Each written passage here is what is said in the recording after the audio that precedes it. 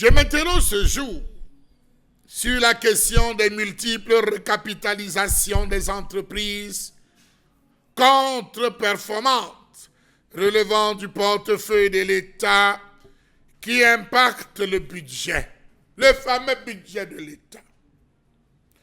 Comment comprendre ce qui arrive au Cameroun? Question. Comment comprendre que certaines entreprises relevant du portefeuille de l'État, malgré les réformes multiples, les contre-performances qui ne cessent d'impacter le budget de l'État, bénéficient toujours des recapitalisations? Comment comprendre que plusieurs entreprises enchaînent des pertes qui impactent sur le budget de l'État, des recapitalisations, des réhabilitations et des appuis divers, alors que le CTR ne cesse depuis 2019 de demander tout simplement que ces entreprises soient complètement dissoutes? Savez-vous qu'en 2021, 11 entreprises ont enregistré un résultat net négatif dont le cumul est de 29,673 milliards de francs CFA, notamment Camerco, moins 12 695 milliards, SICAM, 5154 milliards, qui pèsent pour plus de la moitié des contre-performances.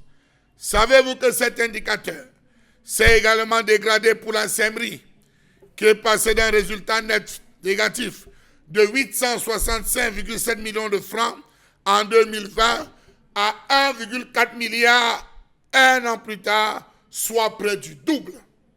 Comment est-ce qu'on en arrive à ce genre de situation dans un pays qui se veut émergent à l'horizon 2035?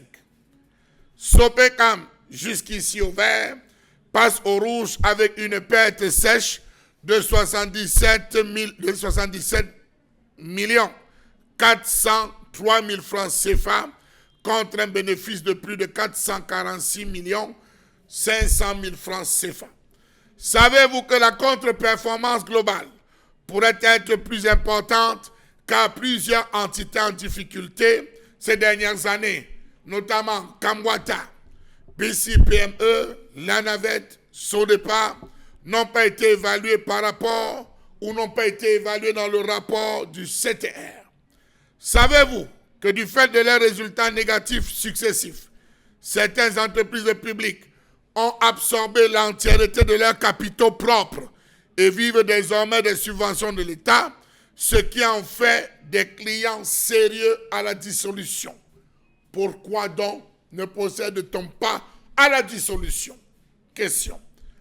Savez-vous que l'article 664 de l'acte uniforme OHADA relatif aux sociétés commerciales et groupements d'intérêt économique dispose en effet que, je cite, « Si du fait des pertes constatées dans les états financiers de synthèse, les capitaux propres de la société deviennent inférieurs à la moitié du capital social, le conseil d'administration ou l'administrateur général, selon le cas, est tenu dans les 4 mois qui suivent l'approbation des comptes ayant fait apparaître cette perte de convoquer l'Assemblée générale extraordinaire à l'effet de décider de la dissolution anticipée de la société. » Plusieurs entités suscitées tombent sous le coup de cette norme, notamment Camerco, CDC, SEMRI, Anafor, SICAM.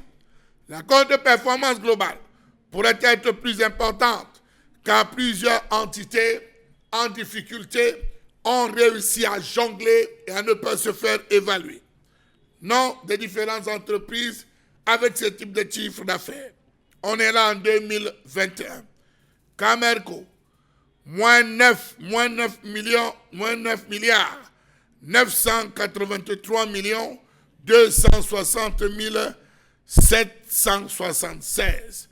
Résultat net en 2021 de l'entreprise, moins 12 milliards 695 millions 212 971. SICAM, moins 3 milliards. 3 milliards 552 millions 388 545 francs CFA. Pardonnez-moi, je ne maîtrise pas assez le chiffre. Je n'ai pas fait comptabilité. Si d'ici, moins 18 milliards 304 millions 886 277. CNIC, moins 3 milliards 225 millions 866 199. SEMRI, moins 865 millions 780 645. Maxi, moins 19 milliards, moins 19 millions 632 576. PAMOL, moins 1 milliard 245 millions 510 515. SIA TV, moins 655 millions 9 083. ANAFOR, moins 71 millions 46 648 francs. SOPECAM, moins 446 millions 584 815. MIPEDECAM, moins 79 millions 911 753, soit un total global en termes de pertes de moins 29 milliards 673 millions 987 719 francs CFA. Voilà là où on se situe aujourd'hui. L'État a procédé à la catégorisation des différentes entreprises, mais hélas, celles qui ont déjà absorbé même le capital, celles qui sont sous perfusion, sont encore maintenues. Pour quel effet recherché, pour quel type de performance, pour quel type de réhabilitation. La question aujourd'hui, les économistes se la posent et se disent véritablement, mon Dieu, on se rend compte que véritablement, ça ne va pas.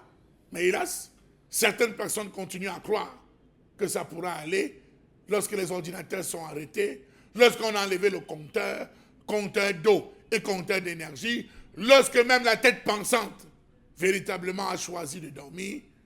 On pense toujours qu'un jour, ces entreprises vont se réveiller et on nous fait perdre un argent fou, un argent qui pouvait être recapitalisé ailleurs et permettre véritablement de booster l'économie de ce pays.